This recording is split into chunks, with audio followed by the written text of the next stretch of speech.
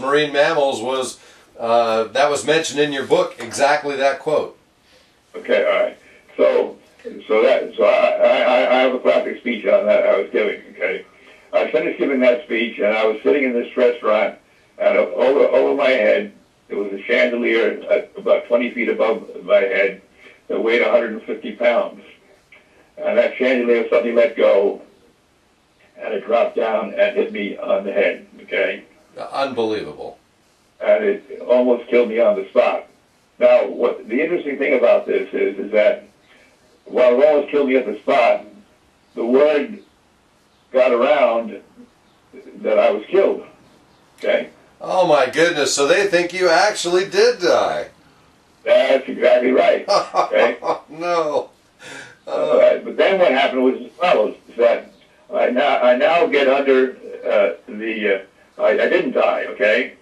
But I'm under the advice of medical people, and I'm also under the advice of the lawyers who are trying to collect money from the hotel for this injury. Okay. Right. Now, the lawyers have their own system, which is a horrible system, which goes as follows: is that they try and collect from the hotel, but they have a thing called the statute of limitations. And they don't have to negotiate with the hotel for 2 years while things get worse and worse and worse, and the negotiating goes more in their favor before they have to go into court. And so, classically, they don't ever go into court, but they negotiate for 2 years before they finally decide, both sides decide, it's time to settle rather than go into court. Are you following the logic of this whole situation? Yes, sir. I was raised by a prominent attorney. Leon Panetta, our current chief of the CIA, was my dad's junior law partner. I knew him well. Oh, but Leon Panetta, well, of course. Oh, okay. So you know all about this stuff, okay? So now what happens is that I've hired these lawyers, and I keep telling the lawyers, hey, lawyers, settle, because if you don't settle, I'll die before. Yeah, there is that. I mean, we don't have to. We can get a lot more money if we don't settle now, okay? Because you have ongoing medical, yeah. I'm under their. Now, in the meantime, the doctors are telling me that the treatment for this disease is very interesting. What happens is that, depending upon what part of the brain you were injured on, okay, you're going to kill a bunch of brain cells, all right? And when you're going to kill a bunch of brain cells, you're going to kill a number of pathways from vital functions of one sort or another. So you either paralyze one side of your body, or you do other things and things of that kind. Right. Now, those cells are never going to be replaced. However, the wonderful thing about humans is that you can retrain the brain for the brain to take another part of the brain and carry out the functions that those other cells carried out, okay? I have to tell you, John, that this is incredible because I used to work in a traumatic brain injury recovery clinic. Oh, you know this, okay? Yes, I do. Yes, 18 months. It is amazing how the human brain will rewire.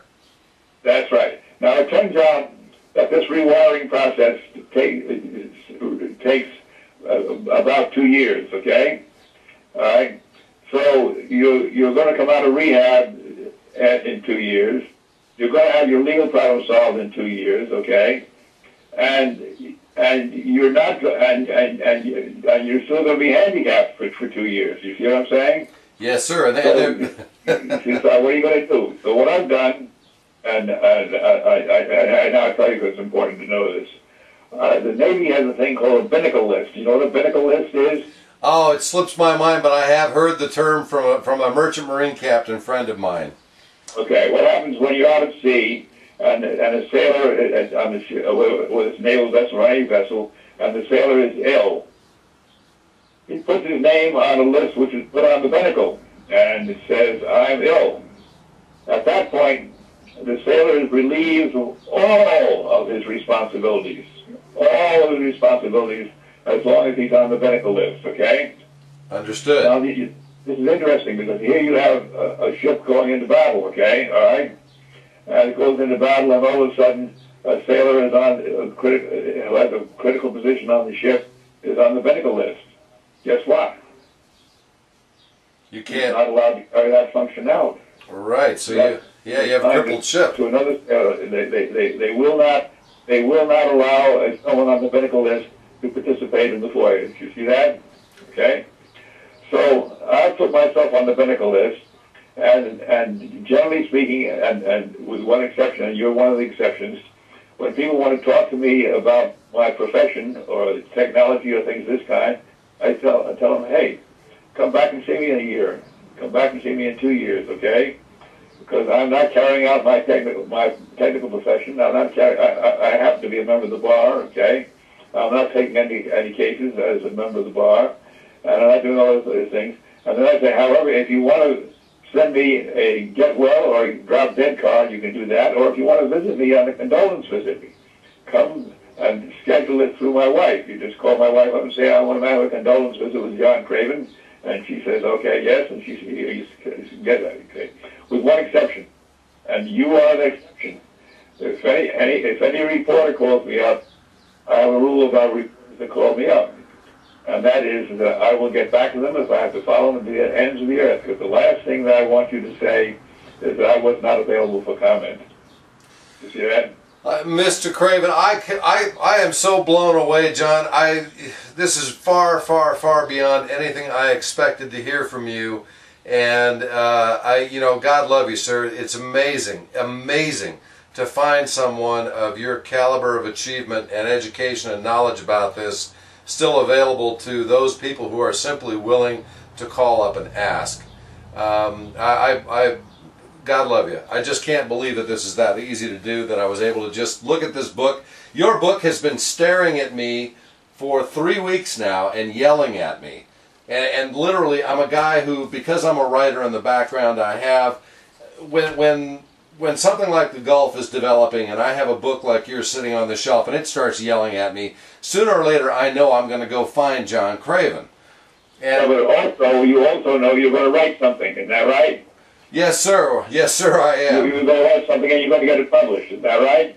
Well, we'll see how willing they are to publish anything that looks like truth, but we're going to try. And I'll say something else, okay? If you do write something and you do get it published, you know who is not going to read it? That would be you? That's me. I don't read it. For example, I have never read The Hunt for Red October. I can understand that. And the reason is that first place, you'll discover after the writer of Hunt for Red October dies, he did not write Hunt for Red October. Tom Clancy did not write Hunt for Red October. I can understand that. Okay.